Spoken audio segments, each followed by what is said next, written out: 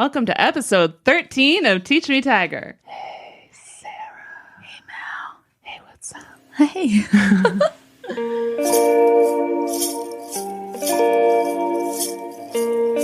Hi, Tiger. Teach me, Tiger, how to kiss you. Whoa, whoa, whoa, whoa. Help me, Tiger. I don't know what to do. Whoa, whoa, whoa. Take my lips, they belong to you. But teach me first, teach me what to do. Hi, you guys. Today we're going to talk about dating nightmares. Bum, bum, bum. And it's super appropriate because this is our 13th episode and it's a Friday. So it's basically Friday the 13th. Spooky dating. Stories from your nightmares. Good. That's a good one. We're your favorite neighbors. Melody Starkweather. And Sarah Wright. Welcome to our show. It's funny because the next one is the ghost episode. Right. So we're just the spookiest. 24/7, 365.25. Wow. Is that like a leap year thing, what you're doing? Yeah. Cool. Yeah. You're so smart. I listened to a podcast today. Cool. Podcasting and listening to podcasts. That's what we do. It's all we do. It's all we do. It's all our life. It's my life. It's your life story. How are you, Sarah? How was your week? It was great. What happened the week before, Sarah? Well, a couple of weeks ago, and we decided to save this story for this very dating podcast. We're going to start off with something a little more serious, but don't worry, it'll lighten up. We'll lighten up. Get ready to laugh. Get ready After this LOL. brief Downer. downer. But it's an upper. It's an upper. Yeah. So recently I confronted the man I unfortunately lost my virginity to. It was a statutory rape situation. A bit of a surprise, stick it in ya kind of scene. And So how did you confront him? well, I went on the old Facebook. Yeah. And I wrote a message, and I thought maybe I should just read the message. Oh, that's a great idea. Right. Okay. So I thought, it's about time to confront this person because he was in his mid to late 20s and I was 15. And I just thought, for all the young girls I know out there and all the adults I know out there, I just wanted to call someone out and be like, you know what? I see you. Mm-hmm. This happened. You suck. Yeah, you were a child. I was a child, but a wee child. So I wrote him first finding out if he was the person I thought he was. Turned out he was. He said, "Did you know my brothers?" He didn't remember who I was, which is really classy. Oh, is it ever? Yeah. Mm-hmm. Good guy. Yeah, good guy, good guy. And I wrote, "Yeah, I knew you." And he finally wrote, "I remember you. It's been a long time, though." "Yeah," I said. "I was 15. Do you remember how old you were, Chris?" "I remember you were in your 20s. I remember being a 15-year-old late bloomer. I remember you feeding me line after line of bullshit. I remember losing my virginity in the back of your dirty car. I remember people finding out and calling me a slut for the rest of high school. I fucking remember you."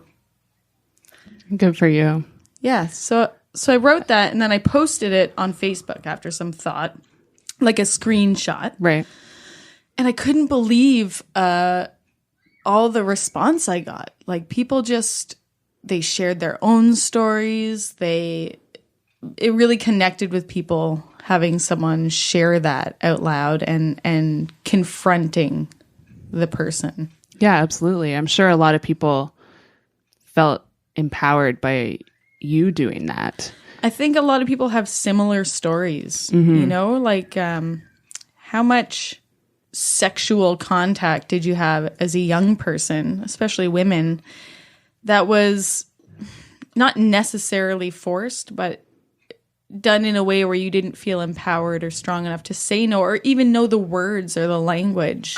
It was a very different time than pre-Me Too movement. Yeah, absolutely. Or Time's Up and shit. Time's Up, Chris. That's the guy's name. It's not my husband. It's not your husband. That would have been so awkward. Wouldn't it, though? Ooh. Although we would have been closer in age. Plot twist. Oh, my God. Good for you for doing that. I think that took a lot of guts.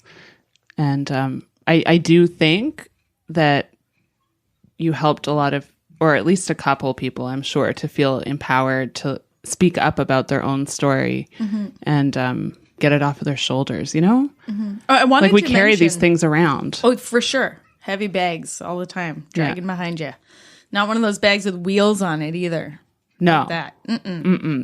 I wanted to quick mention, too, I had a bunch of people ask me basically right after, oh, how do you feel? Do you feel amazing? Do you feel so strong?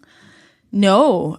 In the immediate aftermath, I felt horrible. I felt like a 15-year-old who'd just been statutory raped in the back of a car. It didn't feel good. It felt scary and made me want to barf and stressful. But I'm really lucky that I have this support group. I have all you guys and my awesome husband.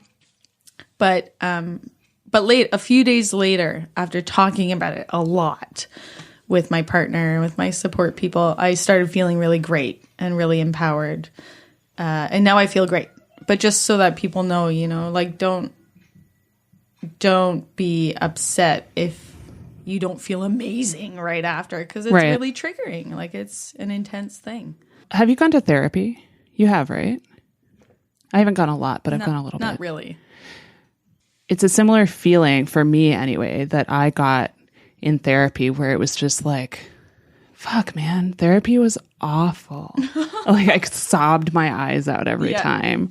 And you're just like unearthing all of the stuff within you that you've been like trying to push down since forever. Yeah. I mean, like the appointment was in the middle of the day, so I wasn't drunk. So I had to actually like deal with shit. That's it. Oh my God. It's so much easier when you're drunk. Yeah. But those things like catharsis hurts, man. That's tough. Yeah.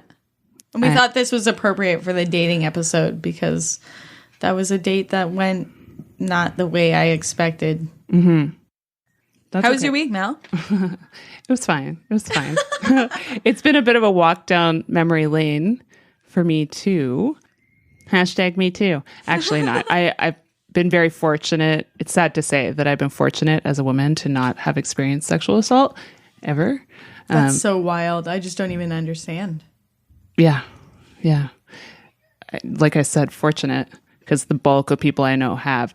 But in my, raging 20s, like life was wild and I wasn't nearly as promiscuous as 95% of the people I knew without naming names. But still, like hooking up with guys that I meet mostly like at bars. Like every interaction was drunk with any man ever from the age of like 20 to whenever I met Chris. Also drunk. Yeah.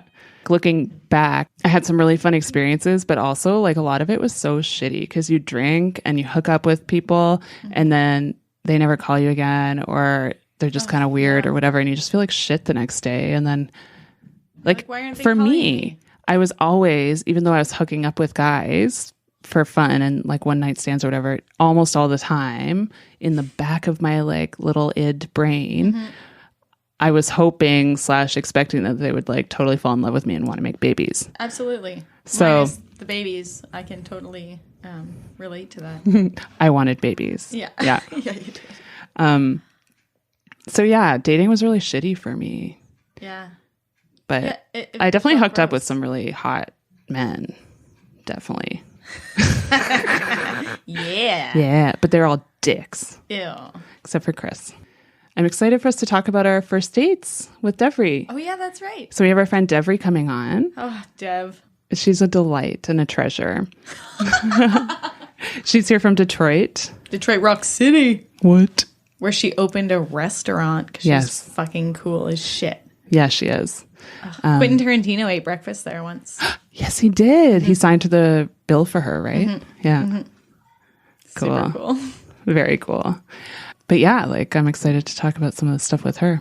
So maybe we should get her in here. What do you say? Let's do it. Okay.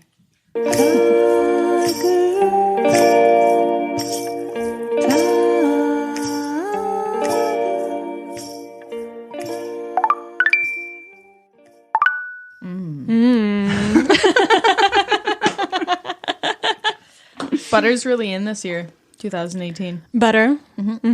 Everything's better with butter. Everything is better with butter. That is not a lie. That's a fact. Yeah. I'd like to welcome Deveri. She's a restaurateur.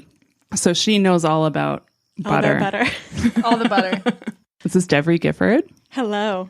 Joining us from Detroit, Michigan. Pew pew.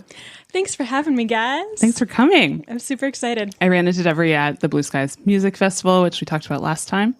And it was very fortuitous because Sarah knows Deveri really well. So well. And I know Sarah well. Yeah, like we know everything about each other. Everything. Deveri gave me dreads once. Did I? Yeah, you fucking Oh my did. God. That's awesome. Yeah, I'm sure they looked really, really good. They too. were I'm sure they were banging. just great. They were great for like the 2 months until I had them cut out of my hair because I looked like a greasy homeless person. Yeah, that's how mine looked. Yours too. were great. I loved They your were. dreads. Thank you for saying that. I loved them. I did. Debbie had blonde dreads down to like her butt, and her hot boyfriend also had blonde dreads down to her butt. His butt. They were also down to her butt. Matt had the dreaded boyfriend, dreadlocked, not dreaded, had beads. He had beads in his dreads, which I thought looked very cool as well. Right. Yeah. Yeah. I thought it was a good look. I've had a at the couple of time. hair wraps. Yeah. Those are also great. Cool. Yeah. Let's bring back the hair wrap. I thought about that a couple of years ago. I put one in and I didn't bring it back. It didn't I think happen. you gave me a hair wrap a couple years ago as Yeah? well. I remember. Yeah. Like recently? Well, no, like when we were living together in Toronto. Oh, that So- must be when I was trying to bring it back. Like 6 or 7 years ago, recently. Yeah. So, listeners, I did my part, but bring back the hair wrap. yeah. Wicka wicka. Send us pictures of your hair wraps. Yeah. Yeah. So, welcome to our Dating Nightmares episode. I'm so excited to play you guys all of these stories that we have from our dear listeners. Dear listeners. Dear listeners. I was thinking we should maybe start off with a quick round of icebreakers. So, Deveri, first I'm going to play you the song and then you get to reach into my big fancy box. I'm excited. Roll up your sleeves, pull up your socks, reach on into Melody's box. Icebreakers. It's enormous. Cavernous. Hot dog in a hallway. Box is a loose term. It's more like a... Loose. Deveri, this reaching into my box is more like spelunking. I've always wanted to go spelunking, so this is a great opportunity. I hope you brought your headlamp. Okay. If you had the opportunity to go to Mars, would you? Why or why not? Deveri? I think currently no. Maybe in like 10 years. I don't know that I want to be on like the first trip to Mars. Yeah. I feel like let's get some gardens planted. Let's get some plumbing and stuff. Yep. There. Plumbing on Mars. Plumbing on Mars, you know. In 10 years. In 10 years. I think we're close. I think it's, technology is moving at a very rapid pace. That's true. incredibly That's true. Yeah. Yeah, so I guess I would say no is going to be my Mars answer right now. Yeah, It's a no-go. final answer. No. Okay. Why don't you pick one out and Sarah can read this one? Okay. Reach on into Melody's box. Whew. Ooh. If you had to have someone follow you around all the time, like a personal assistant, what would you have them do? I would have them do, this is boring, but I guess that's why I'd have them do it because I don't want to do it. Yeah. All of the like administrative stuff for the restaurant. All of the business license renewal stuff. Ew.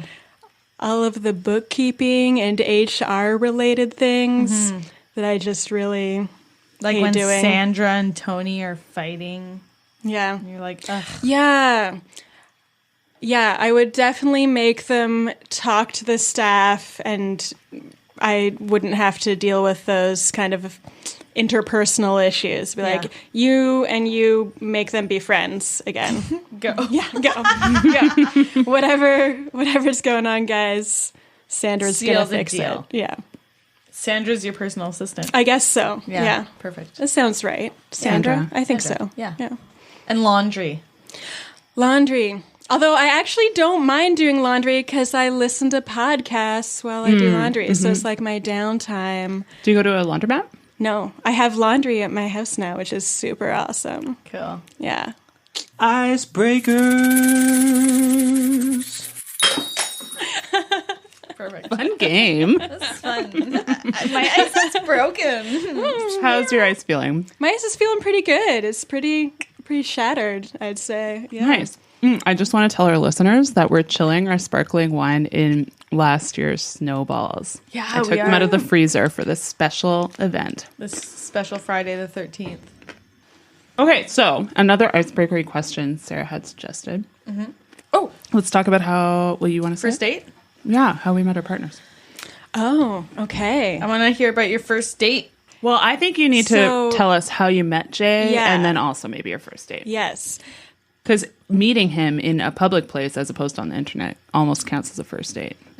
Yes. So I met my partner, Jason. Melody and I were living nearby each other in Toronto. And we were out for our friend Kat's birthday. Kat, our first memory. ever Yeah. guest. I didn't remember she? it was her birthday. And we were at the Dakota Tavern. Shout out Dakota. Dakota. Yeah. So good. And we were very intoxicated. I believe doing shots of, we used to do Harley Davidson's, Whoa, what's that? Jack Daniel's Kahlua. Yes! Ew! Oh my god, It was so gross. I bet it was delicious. It was I can't super good. remember. It was good. And we were dancing up a storm, and I saw this bearded man. Jason had quite a thick beard at the time, which I always enjoy. Saw this bearded man across the dance floor. I said to Mel, that's my new boyfriend. And then I went over and talked to him. The Yes. rest is history. And then he was her new boyfriend. He was my new boyfriend. Yeah. So, did you guys go home together that night? We did not go home together that night. No, we actually went out on a date. Well, and this is funny actually also, because as I said, we'd been drinking the Harley Davidsons. My memory is a little fuzzy. So the next day, I couldn't remember exactly. I had this guy's phone number, but I couldn't remember exactly who he was. Oh, I think I remember So you asking Mel- me what he looked like. Yeah, I was asking Mel what he looked like, and then you actually also came over and we tried to do some internet stalking, but I didn't know his last name. So just armed with his first name, Jason, which, is super unique, so it was very easy to look him up, and his phone number, we tried to find him on the internet, and I don't think we were reverse looking. successful, but we spent some hours sleuthing Good for you. through for trying. MySpace and... Oh, MySpace. Yeah, oh my MySpace. God. MySpace. This was MySpace days. Yeah, It was at least our 4 space, pictures. wasn't it? Me space, a Sue space. Oh. That night, you didn't go home with Jay, but I walked home with bad leather dad jacket guy, who is some guy that I had met a couple weeks before, and then he was at the bar. And I don't know what I was thinking. The jacket was so bad. Hence his name, Bad Leather Dad Jacket Guy. What? How bad was it? I don't even remember what it looked like. Can you describe the jacket? How bad was it? Well, so it was like black and like a bit of a sheen. Okay. And like, I would say the arms were sort of like a butterfly sleeve a little bit. You know what I Like mean? a bit puffy, like an 80s dad. Yeah. Yeah. But like he probably spent several $100s on it at like Danier Leather, you know? Instead of a secondhand store. Yeah. That's how you know. Ugh. Yeah. But I let him walk me home. It was a long walk. Yeah. it was We a went long from Dundas and Ossington to almost DuPont and So Ossington. how long is that? 20-minute walk? I would say at Wow. least 20-minute walk. Yeah. So he walked you home and then what? And then I think I let him kiss me on the cheek and was like, "We'll see you later." But then the next time I saw him at the Dakota, he told someone I put out, which is absolutely not true. He's like, "Well, she puts guys out," and do I was that. like, What? Actually, I super didn't." Oh man, I know. gross. That's totally happened Yeah. to me. Yeah. We had this guy, Unacceptable. Matty Moore. He was like the kind of loser mascot in Stittsville. Sorry, Matt, if you're listening. He was very funny and fun to hang out with, but like, ew, you know? And he told all these people he boned me. And everyone's like, ew, you fucked Matty Moore. And that dropped me down like 50 points. I was like, no, man. Ew. Gross. Ew. Ew. Gross. Sarah, how did you meet Greg? Deveri was there. It's true. I was working at Time and Again, Foods and Catering. You should go there. It's great. And so was Greg. And funnily enough, Greg worked at, like very close to my mom who worked there. They both worked in the basement. He was like the catering guy and she was like something else, sales. I don't fucking know. But she was in the basement. He was in the basement. So every day he walked by this picture of my grade 8 graduation. So he knew me as that girl in the picture who was super hot.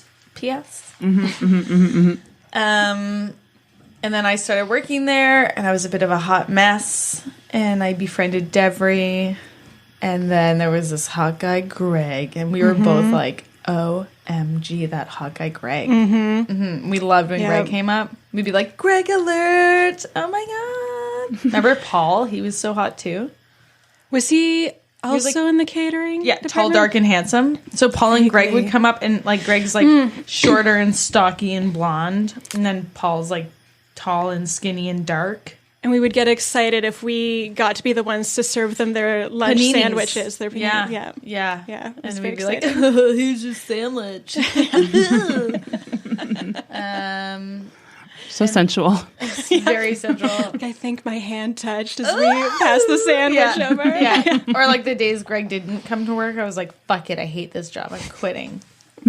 And then we'd have lunch together every day. And my mom was like, "Oh, Greg, don't you go stealing Sarah away from Chris J." That was my current like boyfriend guy I was living with and stuff.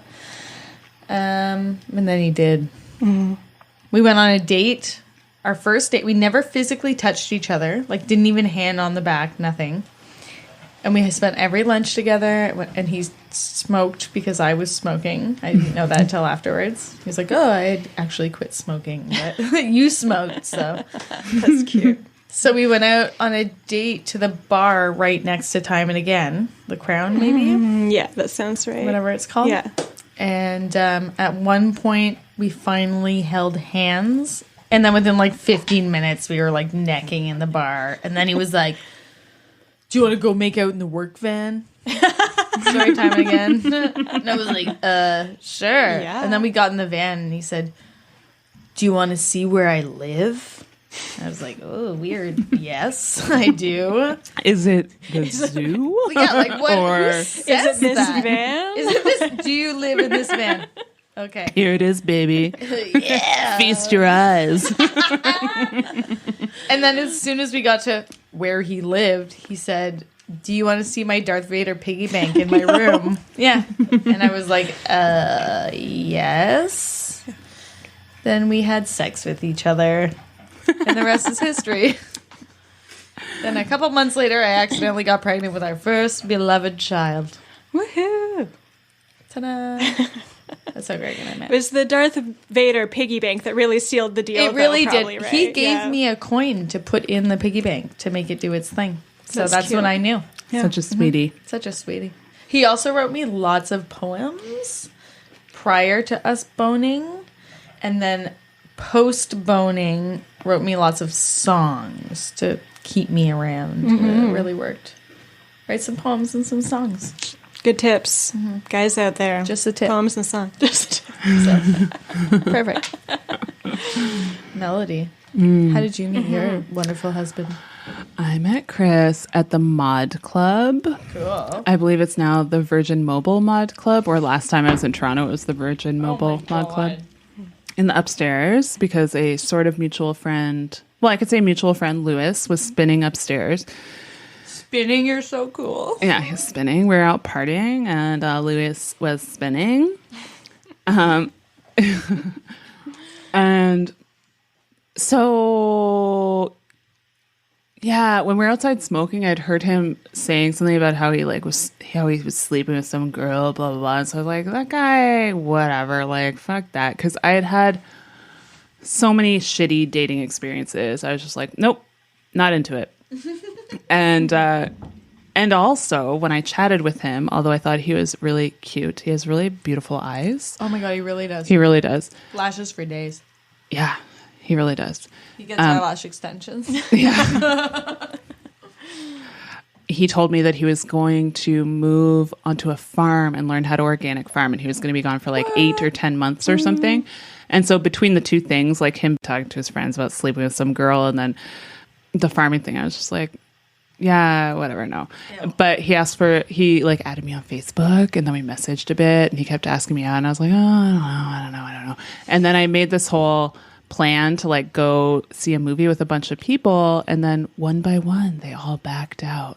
And then Chris said, well, I guess it's a date then. And I was like, oh, I guess so.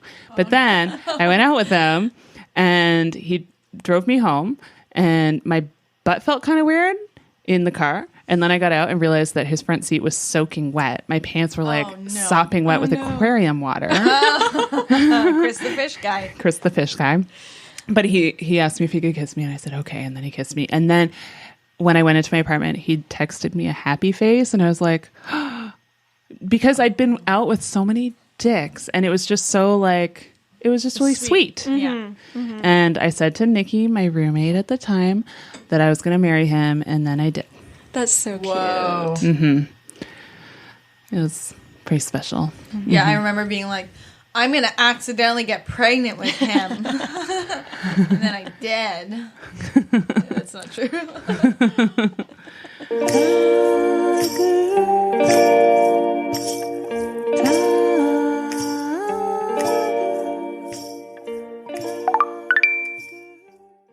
So I thought maybe I would start us off with my call with Christina Koski. She's one of my Toronto pals, and she does this thing called eavesdropping on first dates, where she eavesdrops on social media while she's at bars. It's very funny. So I'm just going to play you our phone call real quick. It started as just like me sitting at a bar by myself where my friends are working.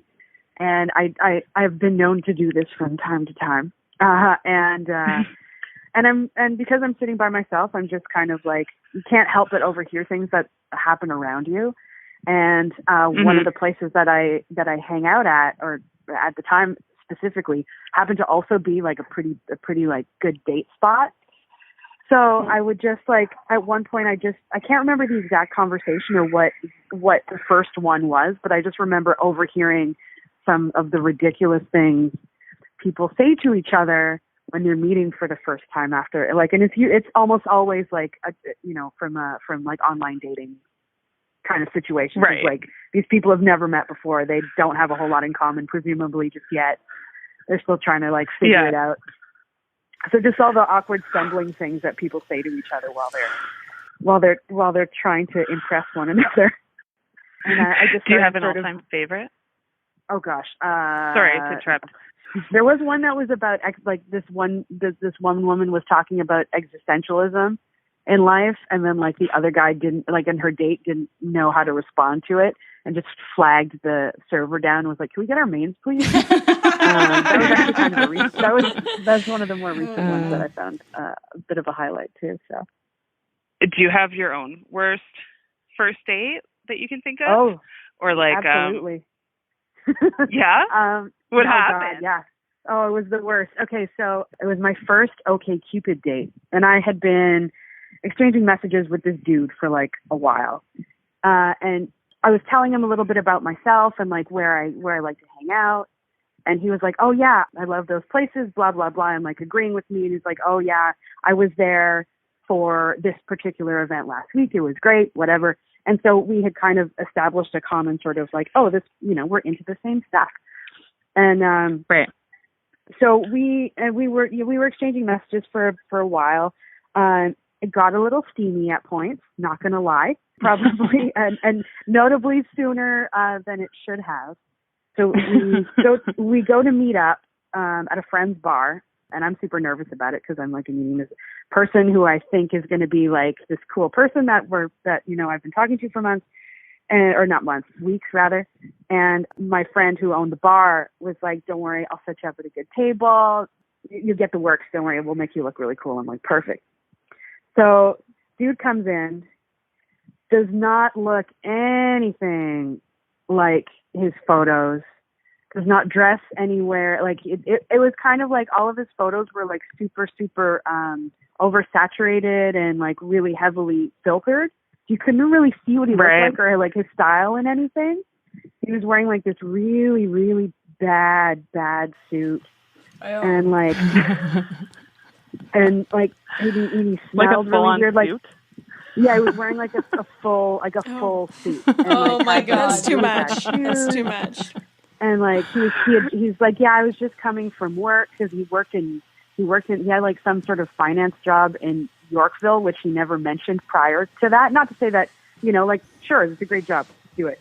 But it's just like he made himself out to sound like not that prior. Christina's like a rock and roll girl. Right. Mm-hmm. And then so he comes and he sits down at the table. He tries to kiss me right away, and I'm like, no, it's not happening. And he's not reading my body language at all. Like we're sitting at a corner table, and my whole body is positioned like leaning away from him. So I'm kind of like talking to him over my shoulder. Like that's how much this person is not what I expected. And I was like kind of mortified by the whole thing. We didn't have anything in common. It turns out he was anything that I would mention or that I would talk about, he would Google and look it up. So he could find an appropriate response. Yeah. And what clued me in, hindsight afterwards, I remember early on in our conversations, he said, I have a thing for hipster girls. And I'm like, that's a weird thing to say. Mm-hmm. But I'm like, oh, maybe he just like, he works in an office and like doesn't know that many creative people. So maybe that's what he means by that.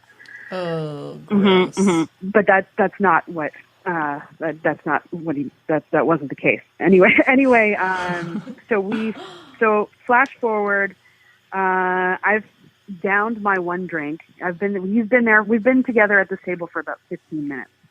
And I want to leave right then. I'm like, I can't be around this person anymore.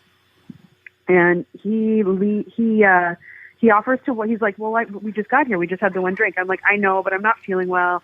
I have a headache. I'm like, I'm just like not feeling this situation right now. And he's like, okay, well, do you want me to drive you home? I'm like, no, I'm good. Thank you. He's like, I said, I'm just going to take a cab. So we leave the bar. He tells me he is parked in the opposite direction that I am walking to get the cab. And I'm like, so he tells me, oh, I'm parked over here. I'm like, okay, well, I'm going to walk this way up to the cab. And then he's weirdly switched and said, no, that's where I'm walking to, even though he just said that his car was parked in the opposite direction. Mm-hmm. Anyway, he walks me to, I hail a cab. He still won't let me leave. He forces a kiss on me and closes the door until I'm like actually in the cab. I wanted to vomit at this point. And then I just got the cab driver to drive around the block a couple of times and then drop me back off at the bar that I left to tell my friends about the awful situation that I had just had. Made it through. It was the worst. The whole thing was an hour, and it was probably the longest, worst hour in my dating life. Anyway. So that's Christina's story. Mm-hmm. That's pretty amazing good. Pretty good story. Where can people find eavesdropping on first dates? You know There the is an Instagram. Yeah, there's an Instagram account just called Eavesdropping on First Dates. Cool. Thanks so much. Okay. All right, thanks a for lot. having me, Dale. Okay, Okay. bye. Should I keep them coming? Yeah. All right. To be fair, I was in a relationship, and then I broke up with a person, and then there was like this dry spell. It was like a long time. It went on, and I was like, you know what? I'm just going to try out this online dating. Yeah. So, of course, I went to Plenty of Fish, which is free. I hear it's the worst. And then, like, I had read somewhere that you were supposed to not chat with a person for a really long time before you meet up with them, just sort of like, you know, do the quick intros and then set a time to meet up. Yeah, And so, I don't know, I followed that. And I saw this guy, he had a picture of himself playing guitar. And it was kind of hard to see, like it wasn't very clear. And I was just like, well, whatever. So we'll go for it. And we set a time to meet at Moonbeam Cafe. You reminded me of the name of that place. Mm-hmm. God, this was a long time ago. And I went there. It was like an afternoon. It was like a Saturday afternoon or something, like really vanilla kind of dating setup. Mm-hmm. And the tables are really close there. So I sat down like in like the main area there, and then he showed up. Oh my God. And I could tell immediately it was him because of the way he walked in and was looking around. And then I wanted to like sink underneath the table, but like there was nowhere to go. It's a really small place. And he didn't look at all like in the picture because the picture was very dark. He was actually like super light skinned with like blonde hair and like shiny. And then he proceeded to come over. He could tell, I guess, that I was waiting for him.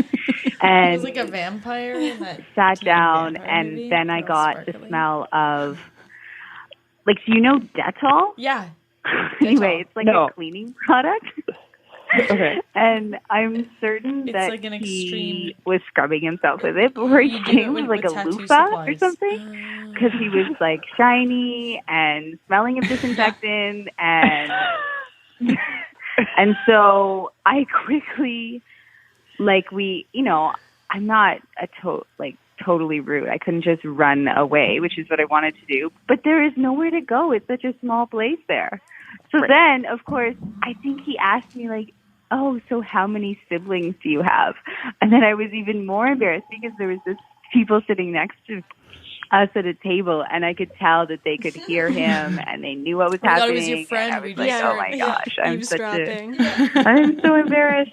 So then we exchanged like a few, back and forth, maybe 15 minutes. And then I think I said, I have laundry to do. Like, which is It's a a really perfect lame excuse. Yeah, perfect excuse. And I remember like hightailing it out of there, hopping on my bike, and just like going home and thinking, I'm never doing another online dating again. It's awful.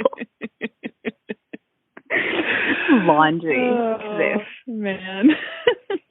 So that was my experience online dating. Laundry. It's the new. I have to wash my hair. You got to do it.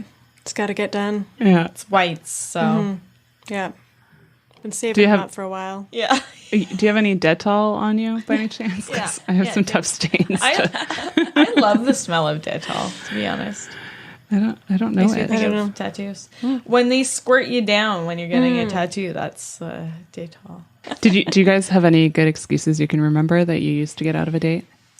One guy asked me out on a date, and I just said, no, I think we should just be friends. Just like, no excuses. Just like, no, this isn't not going to work out. No, I will not go on a date with you. Yeah. Straight up, no.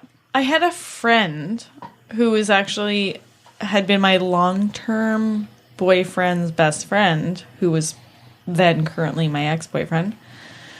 We were hanging out, and he was very much just a friend. There was never any spark there, ever. And we drove around, hung out, whatever.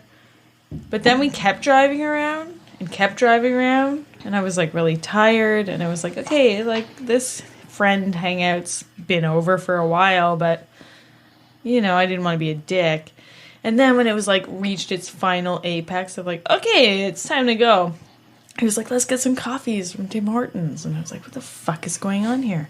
So I finally had to say, once we got our coffees, I was such a pussy back then, you know, Dave, you gotta take me home, man. And then he leaned in to kiss me. And I was like, what the fuck is going on? He's like, I've always really liked you. I was like, oh my God.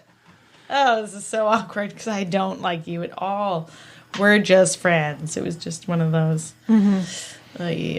Sometimes you guys just lay it down. Lay it out. Yeah. I got to say, I lived in Stittsville. We had like really poor bus route situations. Like the bus would end at 8 once we finally got a bus. Like it was insane.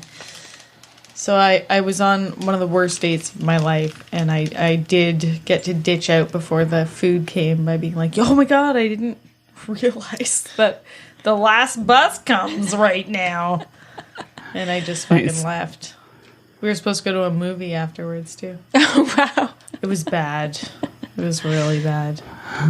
He sang at me. Oh, no. Right at my face. Sublime. Oh, yeah. Should I tell the story? Tell me, are you a bad fish too? Are you a bad fish too? Money to spend. Right? So So this guy worked at Blockbuster in Stittsville, and my mom was peer pressuring me. My mom. If your mom thinks you should date someone, don't go on a date with them, okay? So I'm like, fuck it, whatever. She was also peer pressuring me to get a job at Blockbuster. And I was all like, no, it's a dying art. I didn't say that. Or no, that's not true. So I asked this guy. I was like, I think his name was Dave too. Jesus Christ, there's so many Daves. Daves. These are the What are they Daves I doing? know. These are the Daves I know. some of them are David, others are Dave. They all have the same name, but they come from different moms. These are the Daves I know. These are the Daves I know. What a song, eh? What a song. So I fucking asked this Dave guy out on a date while I'm filling out a fucking job application. You're on the hiring place. committee, right? Yeah, Dave? Right, Dave? exactly. Right, Dave? Dave? Cool, yeah, Dave. He seemed cool. He was kind of like emo. He had like shaggy black hair and some tattoos, whatever. So we were supposed to go to out for dinner and then to the movies, classic. And I meet him at the dinner place at the restaurant, and we each get a beer. And then next thing I know, it was Bob Marley, not Sublime. Okay. And a Marley song comes on, and he scooches as close to me because we were sitting across, and he got on the bench seat, and he got super close to me, like about 6 inches from my face, and sang the whole song into my face, like at me. It was fucking weird, and like looked at me in the eye. God. Yeah. What the fuck? Like he locked eyes like a dog He when it's locked pooping. eyes like a dog when it's So awkward. You're not looking at me right now. It was just like that. So I left. Yeah. See you later, Dave. And then I couldn't go back to fucking Blockbuster. Oh, man. Yes, I got hired. No, I didn't take the job. That sounds very awkward. I don't know So weird. where I would look if That's that it. was Like happening. you're just like, do we sing along? Like Yeah, I should have just Am I harmonized supposed to be with him. singing with you right now? 3 little birds on my doorstep. Like just outdone it. Yeah. Like operato or whatever. Or if you jumped on the bench seat and just like busted some crazy ass moves, like crunking or whatever. Dropped it like it was hot. Yeah. Yeah. Do the hot potato. Lean back. Lean back. I don't know. That's not a thing. Okay, do you guys want to hear a story from Kate? Yes, definitely. So the worst one probably was, although there's some contenders, is when I went on a date with a surgeon. We matched on Tinder, and on paper he seemed great. Surgeon, Like, Jesus. He's a pediatric surgeon, and lobster, he was bitch. cute and charming, and all good things. All the things. And so we went on a date. It was a pretty casual date. I think it was like drinks on a patio in the middle of a weekend afternoon. I want that date. And Let's go on it. The date was fine. Okay. It wasn't really sparkling or anything. And he did this thing where he asked me 20 questions, like one or the other questions, like, do you prefer vanilla or chocolate? Or did he have these Starbucks questions prepared already? And I answered list he was thinking, checking off? Okay, this is going to lead to a punchline. That's what I wanted to know, if he had a scorecard. And it didn't. He just really thought that was a real way of getting to know somebody, apparently. Yeah, like he was really adamant about these 20 questions, apparently. But I kind of gave him the benefit of the doubt, and I thought, okay, well, maybe it's true what they say about a pediatric surgeon. Spend too much time with their noses in books and don't really socialize. And we tried to, so we ended the date, and I gave him a hug, and I gave him my number, and figured we'd go on a second date. And we tried, but he was on call a lot of the time and busy, and it didn't really work out. And then, so I gave up, and about 6 weeks later, I got a text message from him asking for a second date. And I was like, well, I've sort of moved on. I'm sorry about that, but I figured you weren't interested. And he was actually really decent at that point. He said, not that I wish you any ill will, but if things don't work out, please send me a text. Right. And as it turns out, it didn't work out with the guy that I was seeing. And after 6 months, I thought, well, like, go through your black. He said I could text, but I figured it was just too presumptuous. Like, that was way too long. You're like, yeah, he's just waiting around for my text. Yeah. So I went back on Tinder instead, and as luck would have it, we rematched.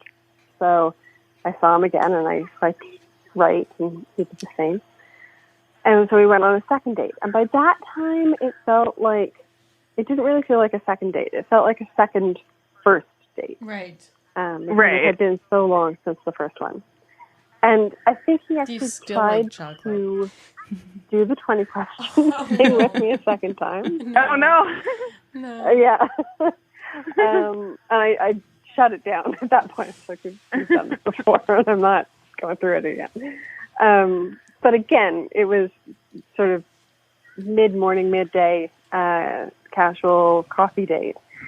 And I gave him a hug at the end of it. And again, we figured we'd go on a second or third date, depending on how you're looking at it, sometime later. And the next day was when things kind of got fucky. Can I swear on your podcast? Yeah. That's the first thing I asked. Okay, good. We swear a lot, actually. Okay. So the next day he called me, FaceTimed me, in fact, and it was the morning. It wasn't very early, but I was still in bed, and like my hair was all over the place, and I probably still had makeup on from the day before. So I refused the call, and I just texted him. I was like, oh, you got to give me some warning if you're going to FaceTime me. And he said, yeah, like, take your time. I just want to show you the view of where I am. And I thought, okay, this looks kind of cool. Like, maybe he's up on top of the hospital, and he wants to show me the view from there. Is he outside? And so I brushed my hair, and I redid my makeup, and I messaged him back and said, okay, you can FaceTime again. And apparently the view that he wanted to show me was his penis. No! Jacking off in the shower. No! Yeah. So I did that sort of like, wah, and I mashed the phone until I hung up. And I messaged him after that. I was like, what? Like, we've only hugged. Yeah. I've only given you a couple of hugs. He's a pediatric surgeon, right? Yeah. This is the guy operating on our baby. And his response to that was, it's my birthday. Oh. It's my birthday. Here's my dick. Yeah. Oh, what a twist. What a surprising. What a twist. What a twist. But not too surprising, unfortunately. I've never received a dick pic. I have not ever received a dick pic either. Me neither. I have. Actually, I can actually see it. Look, I'm blushing. Ooh. You know what's funny? Speaking of dick pics and my husband, who's the one who sent me the dick pic that one time, I was like, holy shit, we just got phones. We're like new to the internet, so the whole thing is like... Actually, I sent him a shot of my boobs, but like in my t-shirt. Actually, doing the podcast.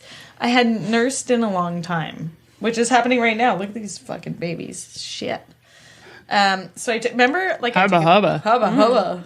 My breasts are larger than they usually are, just so you guys know. So I took like a selfie of my breasts under my shirt, and I sent it to Greg as a thank you for watching our baby. And he tried to make it his like home screen on his phone, but it's just like up here, like it's just like this weird picture near my armpit. Like he can't figure it out, and it's still on his phone. It's great. And the kids are like, why is the top of your shirt on Dad's phone? Anyway, that's my dick pic. I think that's a great dick pic story. Mm-hmm. Yeah. But Greg did send me a dick pic. And it was I think as far as dick pic stories go, that's like dick pic top of the etiquette. heap. If you're a husband, it's probably okay. Mm-hmm. Yesterday, actually, I was trying to put some music on the record player while folding laundry, while holding a baby. And Greg was like comfortably, casually sitting on our comfiest chair, like sipping a coffee. And I was feeling a little bit resentful because I was doing 8 things at once, not comfortably sip. Even if I could, like, even if he was like, baby, you sit down and sip the coffee, the kids would be all over me. Like, it's just not a thing. And he said, hey, babe, come park that sweet little ass over here. And I just whipped around and was like, whoa. Like, I was deeply offended. Yeah, it was pretty, ugh. And then he said, oh, I'm sorry, I mean, place your pretty posterior post-haste. I was like, well, I'm not going to, because I'm folding laundry, but that's a bit better. Watch it. Okay. I'm going to play one from our friend Nikki. I have a like kind of gross dating story. Yes, please. Okay. So I was in my early 20s and I was dating this guy who I met at the record store who was like, I don't know, 4 or 5 years older than me. And he lived in this like tiny bachelor apartment at King and Dufferin. And it was like a super sketchy area that back then. It's not now, obviously, but... And his apartment was so tiny that, like, if you were in bed, he also had a single bed. Dated him for months. Sexy. So sexy. We did it on the floor a lot. But his apartment was so tiny that you could hear everything in the bathroom, like in the whole place. And I was, like, very self-conscious about bowel movements. Yeah. So I don't remember what we did for New Year's Eve, but I do remember waking up on New Year's Day with like crazy hangover and like the intense need to have like disgusting, gross beer, gross food diarrhea. Yeah. Like I cannot do this in this apartment. And so and he was still asleep, so I like threw on my clothes and I was like, what the fuck am I gonna do? It's New Year's Day. I'm at King and Dufferin. There's like a sketchy bar in McDonald's. So I, on New Year's Day, in my like clothes from the night before, walked down King Street to the McDonald's, which was open because it's open 24 hours. It's still like like McDonald's bathrooms are never nice, but they're usually like at least clean.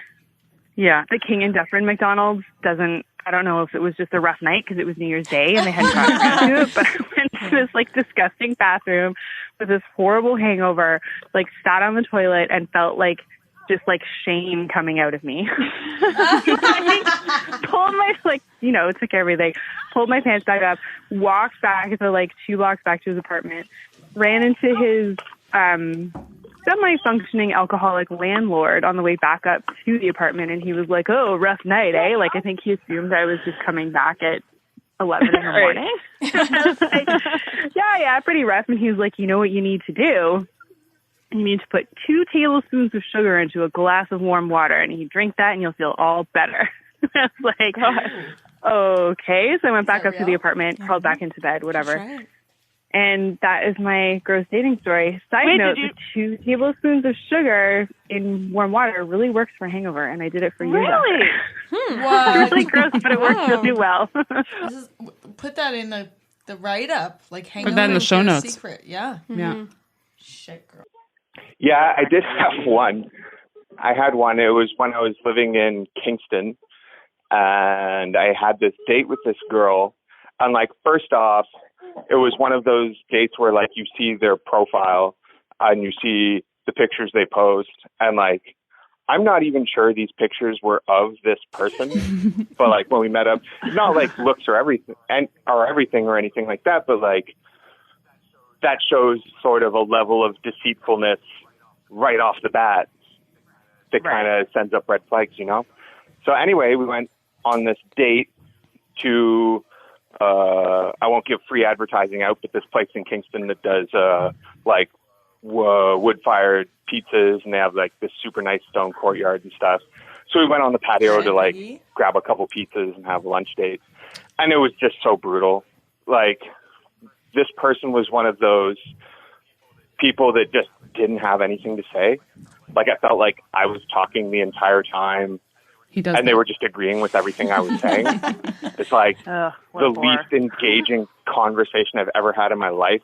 But to top it off, she was like super into me and like rubbing my leg with her foot as we're talking. And I'm like, oh my God, like, I need to get out of here. So eventually I like got the last half of my pizza to go and just like took off. Don't hate the player, and we hate never the talked game, again. Scott. That was definitely the worst date I ever had. I mean, it wasn't super eventful, but it was really bad. Like, Sounds pretty awkward. Yeah, it was. And like at the time, I was too poor to like cab it anywhere or anything, so we ended up taking the bus back to the like main sort of bus station in Kingston together, because she had to go the same way, and it was just so awful. Yeah, not fun. That's awkward. Isn't it The though? whole foot feeling up. Ugh. Ugh. Should I just keep them coming? Yeah. I have one to read. Should I read one, or do you want to hear another audio? Read one? Yeah. Okay. This was sent in through our website from Older and Wiser. Oh. Hi, Tigers. I've been trying to think of funny dating stories. I was single for long stretches in my 20s and early 30s and did a fair bit of clubbing and partying as well as internet dating. I remember thinking a lot of my dating stories were funny, but now they just seem really sad and fucked up. Here's an example. It was the late 90s. My single girlfriends and I would go out drinking and dancing and flirting with strangers in the hopes of meeting a boyfriend or at least getting some action. Wow, Mel, I love it. I feel like I'm getting some action. We would go on about feminism and female empowerment. If men could have one-night stands, so could we. It didn't happen often. I was picky, and things usually just didn't line up to bring someone home. One night, my roommate and I met two good-looking men who were interested, and we were quite pleased that we were both going to get some action on the same night. I can't remember much about my guy, except that we had awkward drunken sex and he left extremely quickly afterwards. So quickly, in fact, that he bolted with the condom still on. No. My roommate found it in the garbage next to the elevator the next morning. Oh, that's weird. Meanwhile, in the next room, my roommate's dude was making out with her and then stopped and started muttering about Jesus and morality, then flipped her over and made out with her asshole for an uncomfortable amount of time, and then also left abruptly. Oh, fuck. Okay, it's still funny. But I've been thinking a lot about that time and how I was constantly wanting validation through sexual interest. I would never have thought that is what I was doing at the time. I thought I was being an empowered woman, but all of those experiences were ultimately entirely disempowering. Over the last few years, with #MeToo and a general awareness of the idea of consent and rape culture, I've been thinking about my young life differently. I wasn't raped. I was consenting to those one-night stands, but I was operating in a framework where my value and worth were completely dependent on male attention. It's so insidious, and I would never have thought it true at the time. I'm so glad things are changing. I'm so glad I'm changing and really hope my kids benefit from this change. Love you, Tigers. Holy fuck. Yeah. Preach, girl. Mm-hmm. That describes 16 to 22. Yeah, right? Like, deeply. Okay. Next. Moving on. So, yeah, I met this guy named Kevin online, and cute picture, tall, dark, and handsome, usual. But and we corresponded for quite a while, actually. We corresponded. We talked about mostly what we want in a relationship, and we even talked on the phone.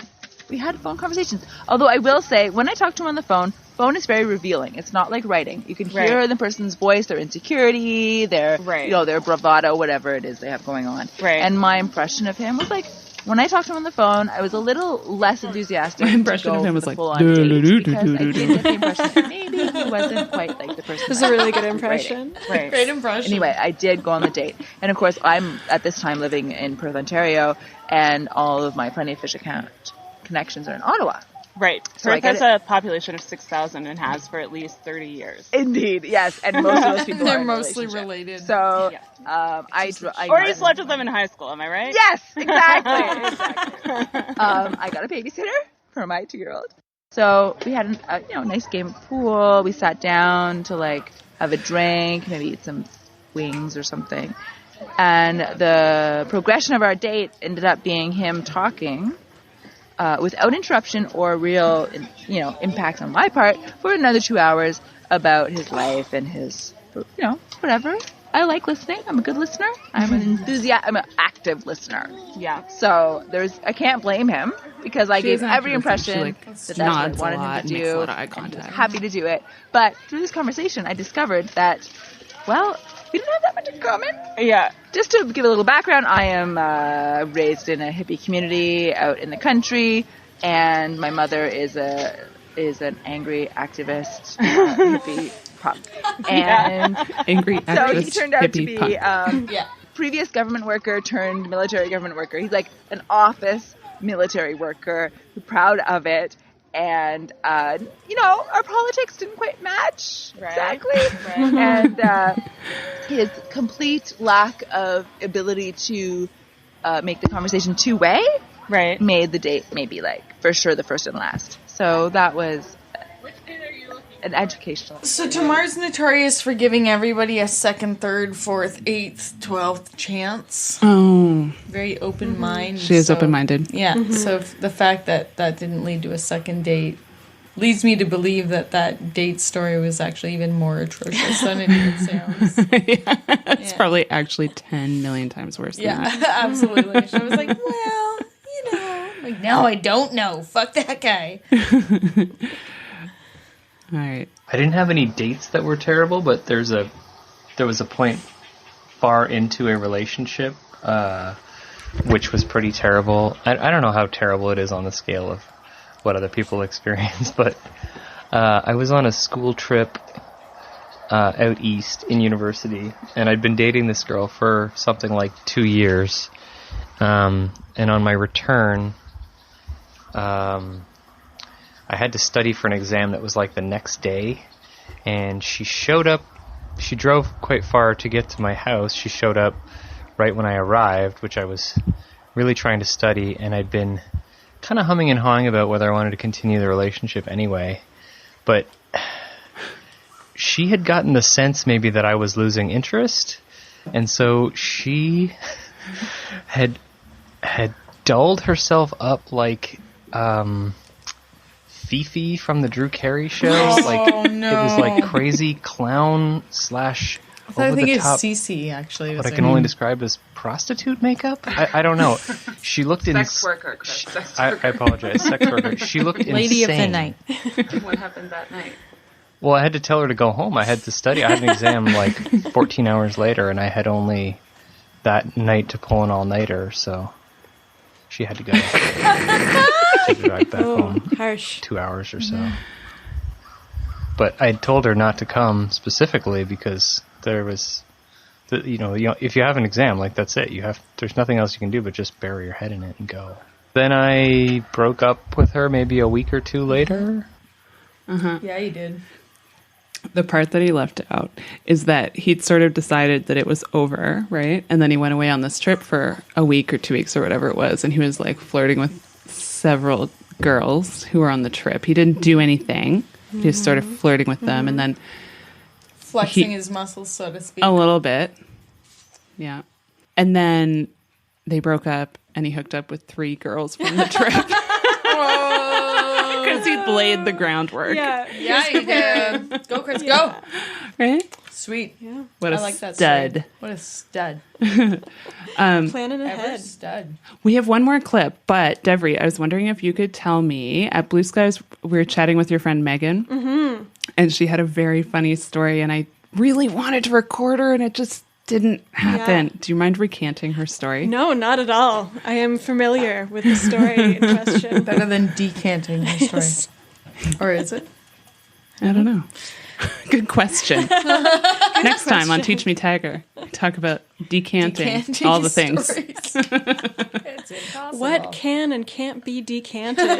Sarah's Find out. confused. Find out next time. Okay.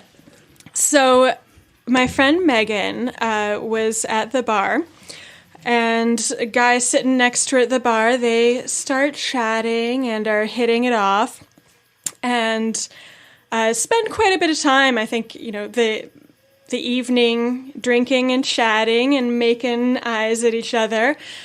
And so it gets to be pretty late, and he says, hey, do you want to get out of here and go find a place where we can talk? And she's like, yeah, I'm in. Yes, I do. As it happens, I live right around the corner. And so they go back to her place, and she thinks she's going to get some action. And she offers the guy a drink and is, getting comfortable. And then he launches into this story about how his sex therapist is out of town. And he really needs someone to talk to. And what? He's having all these problems with his wife who wants... Oh, my God. So it turns out he really just did want to go somewhere and talk. Wow. Which is possibly the only time that has Anyone's ever meant that. Yeah. When they said it. Yeah. Oh, boy. Is she a therapist? She is... yes, she's an art therapist. Okay. So did he know, like, he was like, oh, you're some kind of therapist? Great. Can I... She's we also just- very, open, and she's very easy to talk to. So Right. I could see someone wanting to talk to her. Right. Let's go someplace we can talk. It's not what she was. Let me not slip what she into had in something mind. more comfortable. It's a sweatsuit. So, perfect. Yes. It's a pad instead of a tampon. I'm really... Hey, nighttime pad. That's what we mean every most time, right? We're like, comfortable. let me slip into something more comfortable and come with like a my big nighttime fucking pad, diaper between our legs. Hospital pad. The mesh panties. Only the moms know that Sweatsuit. one. After you have a baby, they give you mesh panties to put your giant pad in. Awesome. Yeah, and all the moms are like, where can we get us some of those for Evs? Because they're the best. Right? Am I right? Mesh panties? Yeah. Heck yeah. Have you found a source? Do you have the hookup for these mesh don't. panties? I just steal shit from the hospital every time I have a baby. And I have a baby every year, so I'm like, well, You're just stuffing them in your purse. Yo, man, I have these barf bags. It's like Barf a CD almost. And the bag part, like, poofs out the bottom. Oh. So I cool. keep them in my car. They're from the hospital. And you can, like, vomit right into them. And They it'll catch just it all. expand? It's really great. Yeah, it's really... Oh, I've never seen this barf bag technology. Yeah. It's pretty cool. It's new age. It's new. for the trip to Mars. Yeah, for the Mars shuttle. That we're all not. Yeah. What did you think, Mel? Are you going to go or what? Oh, to Mars? Yeah. No. No. No. Not. I mean, if we're just going to do a tour around and then come back, but not to live. The not question- like an expedition. But like, what if your your space plane blows up? and you're stuck there? Yeah. What if? Or Exactly. you die? Well, so I'm I not guess going to that's space. Ew. why we say no, just No in way. case Okay. you think you're coming back and you don't come back. I mean, that Yeah. would suck. That would suck. And you die in space? That's like the loneliest place. Yeah. Maybe. As far as I can tell from the movies, space death seems Not real good. bad. Yeah, it's really Not into bad. it. Yeah. All right. Okay. So this is our last one. We're going to end it on a positive note. This is a positive story of a fun, crazy date. Pregnancy test. Excellent. Wait, I shouldn't have told you that because now you're going to be expecting it to be bad or good. Oh, well. Too late. Spoiler. Spoiler alert. Spoiler alert. Hello, Teach Me Tiger ladies. Here is my story about a crazy date by chance. So me and my sister were in the park at Kensington Market, smoking, and this was probably about 10 years ago. We were living together in Toronto, and two guys asked us, if they could have some of what we had. And of course we shared, and then they said, well, why don't you guys meet up with us later? This seems like a good idea and a bad idea. But, we were 24, so it was a very, very good idea. Yeah. And then we went home, met up with them at, the Hilton. Really nice spot downtown. They proceed to take us out for dinner, buy champagne. Whoa. Everything seems great on top. Kelly's guy, I was attracted to her. He is American, talkative, funny, very good. My guy's handsome, from New Zealand, and I couldn't quite grasp his accent. I'm usually pretty good with that, but there was something about it. I spent the first 20 minutes asking him to repeat himself, and after that, I just started laughing at everything he said because I didn't understand what he was saying. And I got so many looks of confusion from everybody else because his buddy understood what he was saying. He knew that he wasn't saying anything funny, so it was awkward. Needless to say, we did go home with them, air quotes, and, enjoyed some smokables, etc. Then it was a pretty quiet night for me. Kelly, not so much. We ended up calling each other, Kelly and I, in the morning, and had been given the rooms for the day. So we proceeded to enjoy some services in the spa. We proceeded to smoke a lot of what they had, and we proceeded to basically just enjoy the day in bathrobes in a hotel room we'd never be able to afford. We had two of them to ourselves. Without the prostitution. I vacated before my guy came home. Kelly vacated as well. Then she ended up going out with them again. So it was a fun 48-hour experience for her, fun 24 hours for me. These guys were working on Walking with the Dinosaurs animatronics. So they were on tour. And unfortunately, don't know. We never saw them again. But it was fun, memorable, and they were complete gentlemen. There is my awkward found date story. Love y'all. Mm-hmm. Lindsay and her sister were kind of legendary back in the day. It was her and her sister? I missed that part. Yeah. That's brilliant. Yeah, her and her sister Kelly. Wow. Wild sister girls. bonding. Cool. They were in separate rooms. Right. Yes. Right.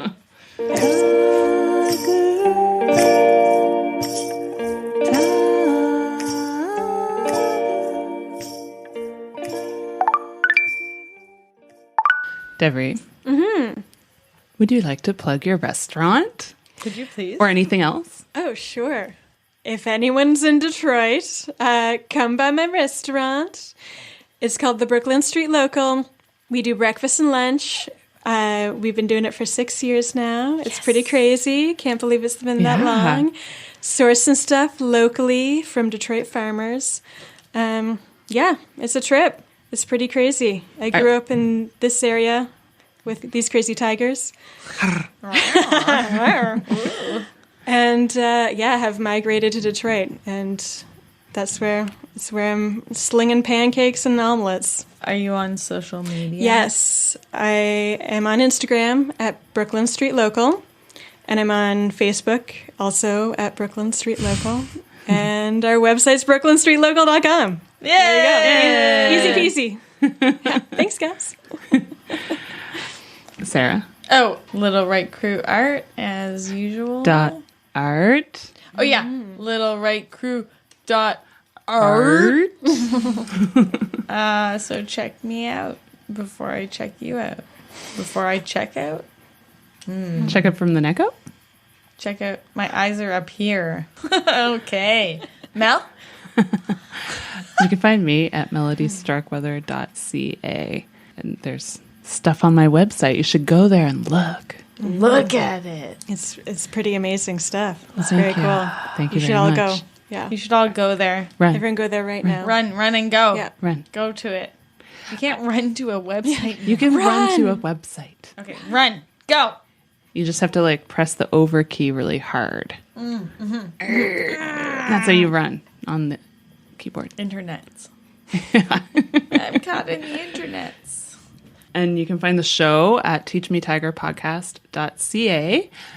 And we're also on iTunes and Stitcher and Google Play and anywhere you want to. Facebook and Instagram. Oh, yeah, we're on there too. Funny Anywhere you get pictures. your podcasts, yeah. And I want to thank Purist Gluten Free, our snack sponsors. Oh, we had this black olive rosemary focaccia. Mm-hmm. It's super like good. fucking gluten free. How the fuck do you make gluten free taste like that?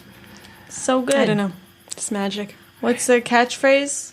Gluten free. Gluten free and loving it. I fucking am loving it. So I'm thanks, loving it. Purist. Yes. So this one was made in-house, but they made it with their artisan bread mix, which you can buy online at purist.ca, and they ship worldwide. So They do. you could order their I can stuff get from it. Detroit. You can get it in Yeah, Detroit, sweet, Deveri. yeah. And it's really good gluten free shizzle nizzle and easy to make. That's So, awesome. you Go check too. it out. Yeah. Yeah. Thanks, Check it. Purist. Thanks, Purist. Anything else? Oh, next week. Before we go, next week. Or in 2 weeks, sorry. Stories. Ooh. So we'll be finishing up our summer break series where you guys SBS. do the talking. And we do the walking. We do the walking and you do the talking. Because we're the ghosts and you're telling the stories. Ooh. What? I don't know. I'm confused. I love how your ghost's always been like, had their butt pinched or something. They're always like, woo! They're surprised. The ghosts are very surprised. Yeah, like someone box grabbed you. Donald Trump, are you here? Yeah. Ooh. Or are you a ghost? Ooh, stop grabbing my a girl can wish, can she? Oops. Too far. Ay, ay, ay. Justine Cruz Campo will be joining Wicked us yet sisters. again for the ghost episode coming soon. Coming soon to a podcast near you. Deveri, thank you so much for coming. Thank you. All the way from Detroit, driving all the way from Detroit Just for our for the podcast.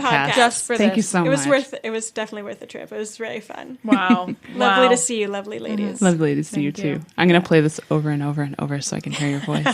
Me too. Let's listen to it while I fell asleep. Okay. You guys Yeah. are so amazing and perverted. I love it.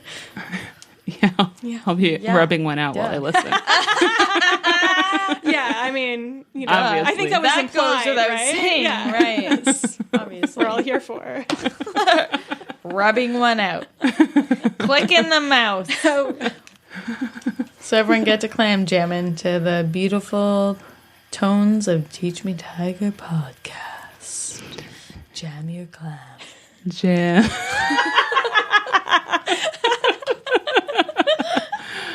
Wow. That was I'm- really hot. I know, right? Yeah. Panty soup over here. Panty soup? Oh. Wow. Wow. Panty soup. I've never heard that before. And remember, it's a jungle out there. Rawr! She's fierce. Fierce like how QE says it. You're fierce, girl. Fierce. Fierce. Queen. Teach me, tiger, how to tease you. Whoa, whoa, whoa, whoa. Tiger, tiger, I wanna squeeze you. Whoa, whoa, whoa, whoa. All of my love I will give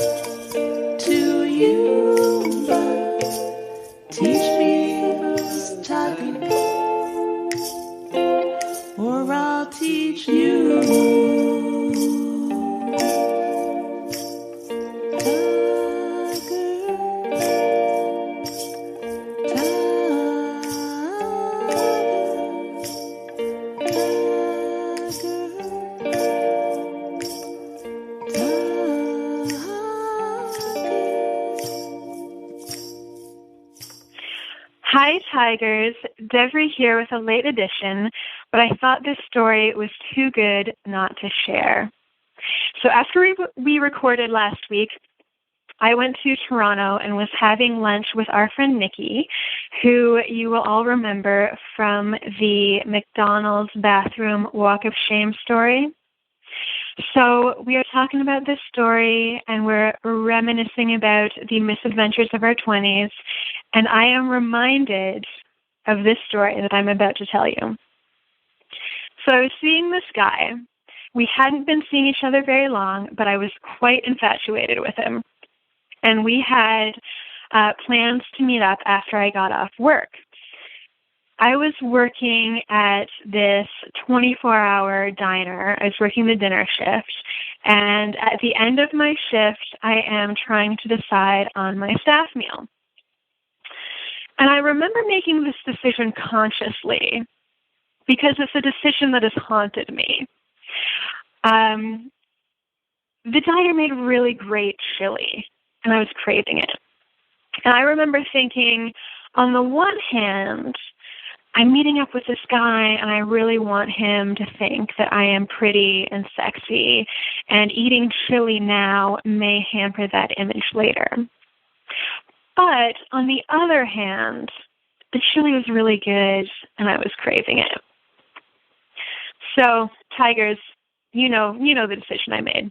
I ate the chili.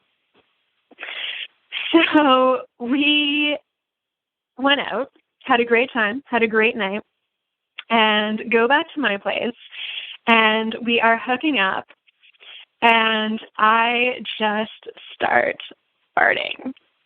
And I'm not talking about silent or squeakers. This was like whoopee cushion level loud farting. And I was, I think, 22 or 23 at the time, so not as comfortable in my body as I am now. I think now I would I would laugh. This would crack me up. But at the time, I was mortified. So first I'm thinking, okay, maybe he'll just think that it is queefing. But it keeps happening, and it's too loud. I'm like, there's no way. So eventually I get into a position where it stops. I stop farting. Lord have mercy. I stop farting. And he doesn't say anything, and I don't say anything, and we never talk about it. And, it's just, there's no way he didn't know. There's no way he didn't hear. This was so loud. We never talk about it. And then actually we don't see each other for too much longer after that. I don't think it was related. He moved away, so I don't think it was related to the farting, but you never know. So Nikki and I are laughing. We finished up lunch. We're laughing about this story and just how silly we were in our 20s. And I leave lunch and I go to Union Station in Toronto to catch my train back to Detroit. And I'm sitting waiting for my train, reading a book. And I hear my name and I look up and it's the fucking chili guy. I have not seen or talked to this guy in 14 years. In 14 years. The story conjured him up. And he appeared before me. So I think if there is a lesson to be learned from this story, it is A, eat as much fucking chili as you want, and B, if you want to see one of your former boyfriends again, just tell the most embarrassing story that you can think of, and they will appear. All right. Thank you, Tigers. Love you. Bye.